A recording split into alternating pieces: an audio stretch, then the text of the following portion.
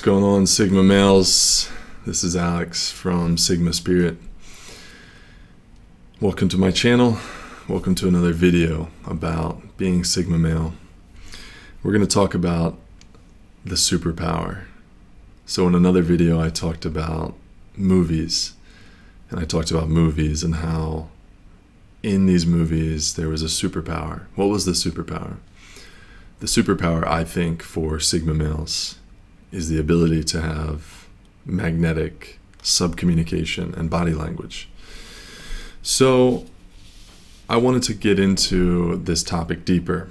I feel very close to this topic. It's very interesting to me. I'm not sure why, but it's very interesting to me. The idea of confidence and the idea of body language subcommunication. These two concepts are really fascinating to me. So when we think about body language subcommunication, all the communication that goes on beyond my words, I think of how it's taught, and I think about the things we've read and all the various knowledge that's out there, and I think most of it's really pretty lame. It's very surface level. What do we hear? What do we hear when people say have good body language? How to have manly body language? How to have masculine body language or subcommunication? Well, first off, most people don't even talk about subcommunication. They talk just about body language, which is kind of the same thing. But when many people describe how to have confident masculine body language or subcommunication, they're describing this alpha male type body language. And I think it's wrong. It's wrong for us because as Sigma males, we might just not resonate with it. But also, it's very surface level, very simple. We hear things like good eye contact. Okay? What does good eye contact mean? Is it this? Is it bright eyes, wide eyes? Is it just only holding eye contact? You hold eye contact. Which eye do you look into? Do you look here? Do you look here? Do you look here? Do you look at the mouth? So it's very complex, and people try to teach it in very simple ways. And it's actually probably more harmful to do that. If you don't teach something entirely, and you only give a nugget, it's actually really confusing, and it creates overthinking, overanalysis. What's another pillar of this good body language you hear? Posture. Good posture. Have good posture and you'll be confident. Well, have you ever seen an old man with swagger? And actually his posture sucks. And yet he's got that swagger. So how can we say we need good posture to appear confident?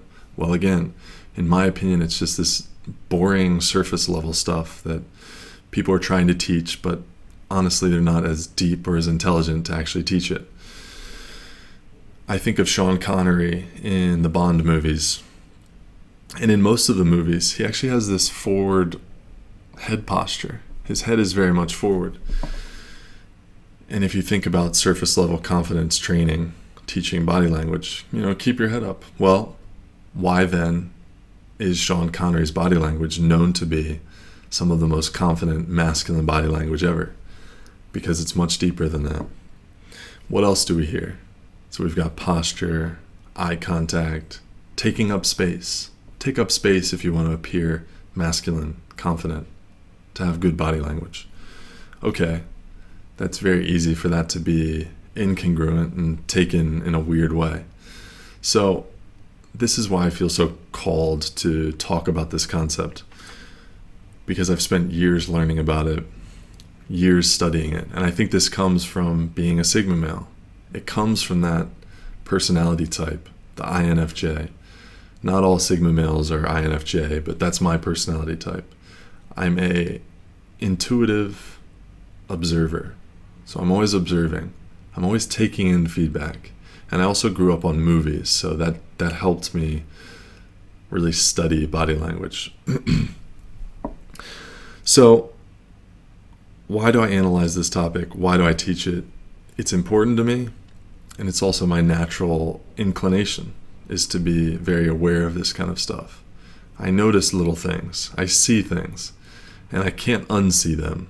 So I've just internalized them. So for today's video, I want to talk about some things I've noticed about Sigma male body language, the Sigma male superpower, subcommunication, things I've noticed, or pillars of it. It's not entirely clear yet exactly what it is, but this video is more of a process of my exploration of the concept. It's more of my observations of what I've seen. So I hope this helps you understand maybe some things you've been doing well, or some things you might want to improve upon, or help you put a word to some things that you've always known. So the first part, back to this idea that you should take up space. Well, energy takes up space, not our legs, not our arms. So there are plenty of people out there taking up space. Oh yeah, I'm alpha, got my arms here. But your energy sucks, and your energy is the size of a peanut. So when I think about Sigma male body language and that really Sigma male masculine confidence, subcommunication, I think about just energy, real energy. And I think of it in the form of like a ready leopard, a leopard who's ready and waiting. So you've got this lion, you've got the alpha lion, and the alpha lion's on his back, and he's taking up space. His arms his front legs are all spread out. But then you've got the leopard. He's more like a Sigma, and he's crouching under a bush, and everything is poised and ready, and everything's relaxed. And actually, he doesn't take up that much space. And on the surface, you might think, oh, the leopard doesn't look that confident. He's not taking up space. But the difference is that you've got this capability versus peacocking. The muscles in the leopard are ready. They're ready to strike at any moment. And that's where the confidence comes from. It's that energy. The energy's balled up. It's circulating smoothly, but it's balled up in its potential. And the legs are primed to accelerate. The jaws are ready. And it's that raw potential, that energy that's just waiting to snap at any moment. That's attractive. So the second thing I noticed in myself in this journey of trying to develop this confident body language, this subcommunication. And this isn't a journey where you're going to learn it today and then tomorrow you have it very easily. No. This process is a long journey of not knowing what you're doing, knowing what you're doing and being bad at it, knowing what you're doing and being good at it, and then eventually you're going to move to a place of unconscious competence, which we'll talk about later. So if anyone's watching this and they're thinking, oh, this is so weird, this is so forced, why do you need to learn body language? Well, today's world requires it. Sorry, that's just the way it is. If I didn't have to teach this stuff, I wouldn't have to teach this stuff, but I do. And it's important for people to learn this stuff. So the second thing I think of is purpose-driven movement. I think of alphas being described, and I think of how people teach body language, and they think of big motion and big movement and hand gestures, and like you're some stereotype of some person. And I think it's kind of ridiculous because Sigma males are all about economy, being methodical, having choice in our movement. And when I think of this big motion, it feels kind of forced. Maybe the Sigma male just sits there and he just talks very calmly. And it's that purpose-driven movement. He doesn't need to do this. Everything's not grounded. But as a Sigma male, he's sitting there talking. Energy's brimming over. And then maybe one time he goes, and then? And it's that small movement. It's that one, he had one important note, something triggered within him, that one thing.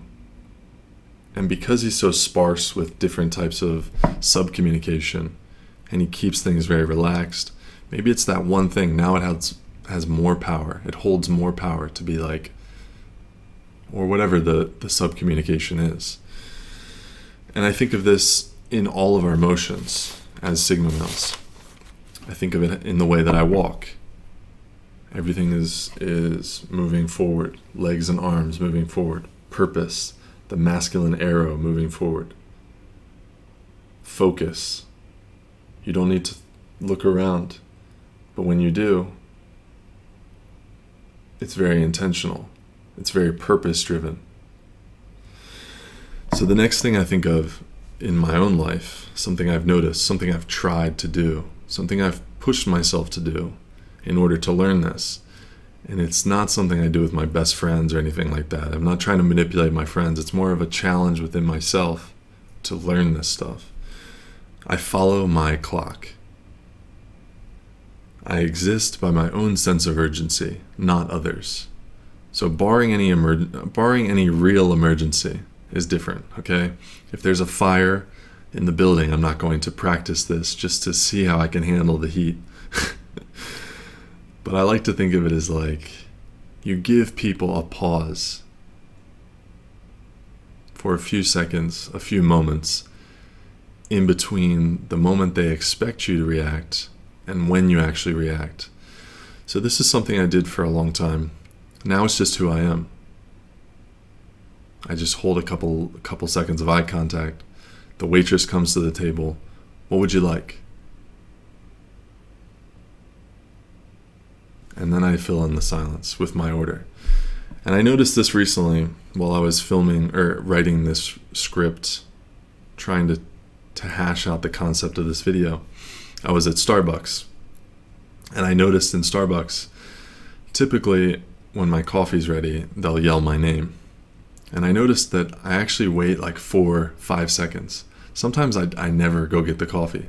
Not never, but sometimes I wait a really long time, and they'll see me and they'll wave at me. And it's okay, the coffee's going to be there. I'm not really in an urgent rush to go get the coffee. And even if I'm standing at the counter and the ladies go to hand me the coffee, I don't do this thing that I see so many people doing that just tells me that you're not on your own clock. You're a pinball following other people's sense of urgency. It's this thing where, it's very hard for me to show you right now, but it's like, it's this quickness to act because of an external stimulus. And I think that's dangerous. I think it's very weak. It subcommunicates so much. It subcommunicates that everyone around you has power but you. It subcommunicates that everyone's needs are more important than your own. And I see this all the time in Starbucks. Great place to watch people. Great place to observe people, understand human nature. What typically happens when someone calls your name to go get the coffee? You've got your headphones in. Someone will notice that they're being called. And they'll throw down the headphones, jump up, and go get the coffee. To have confident body language, subcommunication, to subcommunicate to the world that there's only your sense of urgency. There's only your clock. You follow your clock. Is to hear someone say your name. Hey, your coffee's ready. And this is what you do. Hey, your coffee's ready. Okay, and then you go get it. Or maybe you don't even make a hand gesture. Or maybe you just keep working. But it's following that sense of urgency that you've created. You determine what's urgent, not other people. And this goes into my next concept, relaxation and readiness. There's so many moments in life where people put on this being, they put on this air. Everybody's wearing masks, and it takes a true empath to notice this. And this is my gift. This is something I've discovered not everyone knows. Not everyone knows this stuff, which kind of blew my mind. I thought everyone could see this illusion, this BS, but it's not true. It takes a very perceptive person. Everybody's putting on a different face, a different mask, and I've always strived to be this character I picture like a Brad Pitt movie character. In one movie, Brad Pitt is like a coal miner or something. This isn't really a movie, but he's a salt of the earth kind of guy, and he can talk to this guy, talk to the other labor guys, and he's the same person as he is in another movie, where he's like, he's rubbing shoulders with some king or some president, and he's the same guy. And I think that authenticity is something we should strive for. To me, that's so cool. That's so admirable, to be that kind of person. To be that person that is the same you. Because no one does it. You've got your face for when you go to the cashier. You've got your cop face when you interact with a cop. You've got your mom and dad face when you interact with your mom and dad. And it's not just your face, it's your whole body language. There are little things that interfere with your body language and your subcommunication, and you can't be the same true you that you are with other people. And I like to imagine that the greatest way to exist with your body language, your subcommunication, is as if you were naked in your kitchen and you were getting a sandwich. Would you be in your head if you were grabbing a sandwich from the kitchen? Would you be wondering if your arms were swinging right? Am I cutting this thing right? Do people notice that I'm cutting this? Is my voice tonality right? No, it's just, you're just in there. And I think I always try to imagine that I'm just in my kitchen getting a sandwich, and I'm naked. There's nothing limiting me. I'm free. I'm completely free. There's no status symbol. There's no expression on my body, but my own internal communication expressing itself. And I try to do this in chaotic environments, like a club. Being in a club, if you're sober or something like that, and you just take 5 minutes and you think, I'm gonna try to dial down my subcommunication and be so relaxed right now in this club, as if I'm naked in my house, grabbing a sandwich from the kitchen. And you just stand there. Maybe you yawn in the club, and you just bring everything back in. Bring everything back inward to a place of relaxation and readiness. There's no pretense. You're not impressed by anything. You're also not intimidated by anything. The next concept, having intense, burning eyes, juxtaposed with a little sleepiness. So this is something I noticed in myself. It's this idea that I can have really intense eyes sometimes. I didn't really notice it until recently.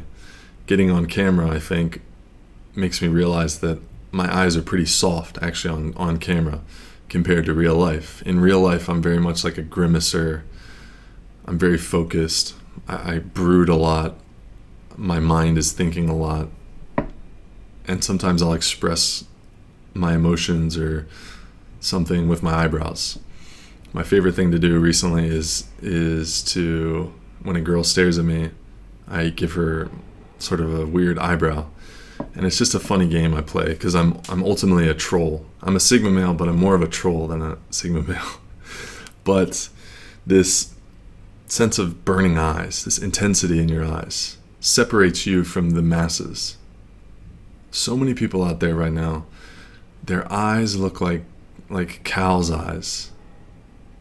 They're just blank. They're just prey. And it's terrifying, because I think a long time ago, you couldn't have prey eyes like that. Every man had strong eyes. Every man could deliver a message through his eye contact. And nowadays, most men just look like prey. Their eyes are just weak, very weak. And I think of the idea of micro-expression mastery. So when you try to internalize this concept, you might go a little extreme, and now your eyes are You're doing like the Rock back when he was the Rock, when he was a wrestler, and he was like doing the big eyebrow raise. Most of the ways that you can express yourself, your subcommunication, is very subtle ways. So if you're trying to bring these gestures, these facial expressions into your life, think subtly here. A girl a long time ago told me once, she goes, I actually find the way you express your face and the way you use your face while you speak to be very attractive. And I had another girl tell me that my eyes were emotionally expressive. And if you travel a lot, you might travel to certain places where you find that the people in that country don't express emotions with their eyes. And so their eyes are completely dead and they're talking. And if you want to be expressive, you want to subcommunicate things, I think the most important place is to start with your eyes. Back to the face, the next concept, to the broader sense of face, you've got these emotions that are just simmering on your face. But they're vague, and they're a little hard to read. So they're intense, but they're a little hard to read. And I think this is kind of important for Sigma males. Whether we do this naturally, you might be sitting there thinking, I do that. I've heard that. Someone told me that. Or it's something you want to integrate. It's this idea that you have these vague, hard to read emotions. Just builds a sense of mystery, I think. Is he hot? Is he in pain? Is he relaxed? Is he happy? And I think that makes people start to second guess themselves, builds a sense of a vacuum within you and your presence. The next concept, being quiet. So there's a lot of talk about vocal projection and being loud so that you're alpha. But I think for many of us, it's not an easy topic to just integrate. The concept of being loud is very counterintuitive for Sigma males. So I like to focus on the idea of being relaxed, yet having grounded vocal projection. Communication is 93, 94, whatever percent nonverbal. So it really doesn't matter that much exactly how loud your voice is in the long run. Obviously there's exceptions and different rebuttals to that argument, but keeping your energy in check and covering all those other ways to subcommunicate while grounding your voice and keeping it relaxed, I think will go a lot further. Because once you start to do something incongruent with who you are and you start to be loud, I'm really an introvert, but I'm going to start speaking loudly because someone told me on the YouTubes that I need to speak loudly to be confident. Well, it's going to start destroying your subcommunication. You're going to be communicating loudly, but your face is going to be like, oh God, I'm communicating so loudly. This is so incongruent to who I am. And everybody's going to know it. So voice, being quiet. Being quiet allows us to master this next concept. Silence. Being silent. Building those silence vacuums. Weaponizing your silence. Using it as a tool. It's a very powerful concept. You can add in pauses and silences, giving space in between movements, actions, words. It gives you power. A lot can be learned through silence, other people's reactions to silence. It's a powerful concept in sort of the 48 laws of power idea, but also as a Sigma male. You learn that silence is your friend.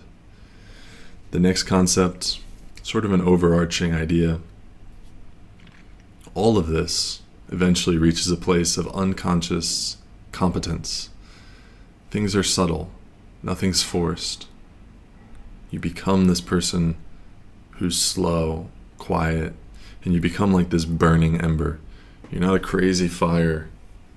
You're not the big fire. You're the burning ember. And your eye contact reflects that. Everyone can feel you have that readiness, but it's subtle. You might embody a guy who could really kick some ass, but you're not like, yeah, You're just subtle. Everything's unforced. It's very there and not there. And the last concept, to subcommunicate confidence and ultimate freedom, independence, all of those masculine qualities, is to go where you want to go. And that can be physically, or it can be in the conversation, but to go where you want to go. Maybe you stand up and you say, what is that art there? I'm going to look at that art. And you go and you look at this painting. And you just take up space in your own way. At times I found myself in restaurants and I really want to look at something. And there's a part of me that's like, oh, I don't want to be weird. I don't want to look at that painting. And people are going to be like, why is this guy looking at a painting? But to have real confident subcommunication is just to go where you want, to do what you want. And that can be conversations as well, because that subcommunicates. My mind is operating independently. I am free to go where I want. I'm free to guide this where I want to go. So I'm sure we're going to dive deeper into these concepts. I have a lot to say on this concept, this idea, the various philosophies around body language, subcommunication. Let me know what you think. I would love to continue this conversation. Let me know if things resonated with you, or if you disagree with one, or if you think of something else. You think of an idea you want to talk about on a whole separate video. I know that I want to break down certain movie characters and talk about them. Not just movies, shows, videos, various things like that, and break them down if this platform will allow me. Just people off the top of my head, we've got Sean Connery in Bond, like I said, excellent example. Marlon Brando interviews. David Blaine, Street Magic, he's one of my favorite people in the world, true inspiration for me. But you see that he's an introvert, and you see that he is this person who can be introverted, but he can communicate very clearly and easily, and he can suck people in with his energy, even though he's very quiet. And then we've got Howard Rourke, Descriptions from the Fountainhead. The book is 1,000 pages long, and she describes the character a lot. And when you read these words, it can help you conceptualize what the kind of Sigma male body language is. Real masculine subcommunication. Self-reliant subcommunication, what it looks like. And then we've also got the Tom Hardy in Revenant. The clip is from the Revenant movie premiere in LA, and in this you just see many of the pillars that I talked about, these ideas, these concepts, and you really see the indifference of Tom Hardy, which is again one of those traits of being a Sigma male. But I just love that clip because you've got Tom Hardy, completely indifferent, completely in his own little world, and you've got, if you listen to it, you've got the photographers screaming his name, Tom, Tom, Tom, and it's just like the pure example of of these weak people in the audience. And then you've got this Sigma male here, living for himself, completely indifferent to the calls of the paparazzi. So that's it for today. Hope you enjoyed yourself. Hope you learned something, and I'll see you on the next one.